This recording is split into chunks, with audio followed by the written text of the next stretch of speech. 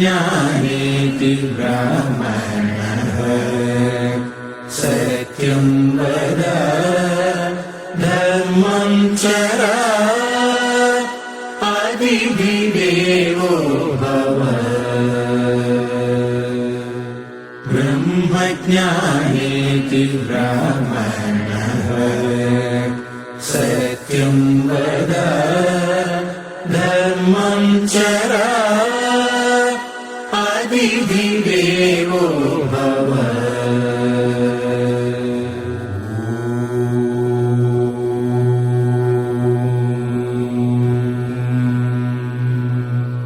ब्रह्मज्ञानेति ब्राह्मणः सत्यं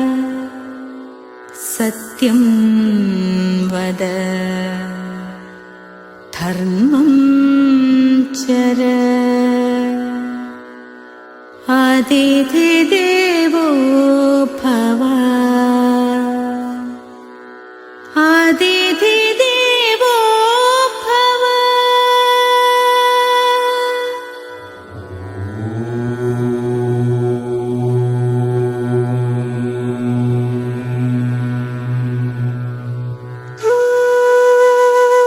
भव।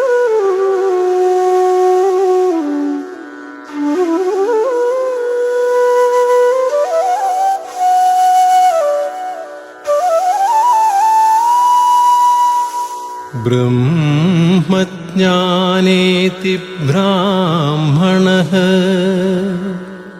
सत्यं वद धर्मं चर अतिथिदेवो भव। अतिथिदेवो भव।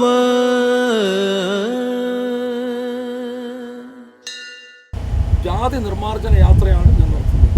അതായത് 5000 വർഷങ്ങളിൽ കൂടുതലായി നമ്മുടെ നാടായ ശ്രീ മഹാഭാരതത്തിൽ അടിച്ചേൽപ്പിച്ച അടിമത്വം, അതായത് ചാതുർവർണ്ണത്തിൽ തുടങ്ങിയ അടിമത്വം, അത് ബ്രിട്ടീഷുകാരുടെ ഭരണകാലത്ത് ജാതി അടിമത്വമായിട്ട് മാറി. ജാതി എന്ന് പറയുന്നത് ഒരു കാരണവശാലും മനുഷ്യൻ്റെ ഇടയിൽ നിലനിൽക്കാൻ പാടില്ല.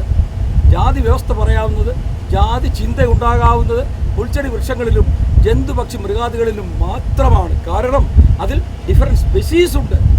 അതായത് മൃഗങ്ങളിൽ ആന, കുതിര, കരടി, പട്ടി, പൂച്ച എന്നുള്ള ഡിഫറൻറ്റ് സ്പെസീസ് അതിലുണ്ട്. അതിനെ ഐഡൻറ്റിഫൈ ചെയ്യാനായിട്ട് നമുക്ക് ജാതി വേണമെങ്കിൽ പറയാം. മനുഷ്യൻ്റെ ഇടയിലോ മനുഷ്യനല്ലാതെ രണ്ടാമത് ഒരു വർഗം ഉള്ളതായിട്ട് ആരെങ്കിലും പറഞ്ഞു കേട്ടിട്ടുണ്ടോ? പിന്നെ എങ്ങനെ നമ്മുടെ നാട്ടിൽ ജാതി വ്യവസ്ഥ നിലനിൽക്കും?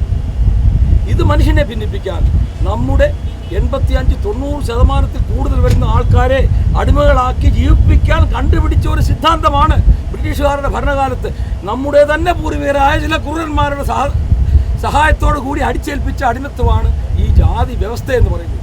ഇത് ഇവിടുന്ന് ഉന്മൂല നാശനം ചെയ്തിരിക്കണം. ഇതിനുവേണ്ടി ഞാൻ നമ്മുടെ ഭാരത സർക്കാരിന് നവംബർ 30, 2013 എൻ്റെ 13 മാസത്തെ മാൻഡേറ്ററി നോട്ടീസ്, അതായത് ശാസനാരൂപേണുള്ള നോട്ടീസ് മാറ്റണം എന്ന് പറഞ്ഞ് ഞാൻ നോട്ടീസ് കൊടുത്തിരുന്നു. ഡിസംബർ 31, 2014 ഇവിടുത്തെ ജാതി വ്യവസ്ഥ അവസാനിപ്പിക്കണം.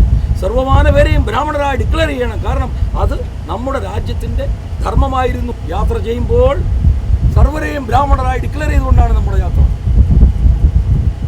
ശ്രീ മഹാഭാരതത്തിലുള്ള എല്ലാവരും ഉച്ചന്മാർ, നീചന്മാർ ആരുമില്ല.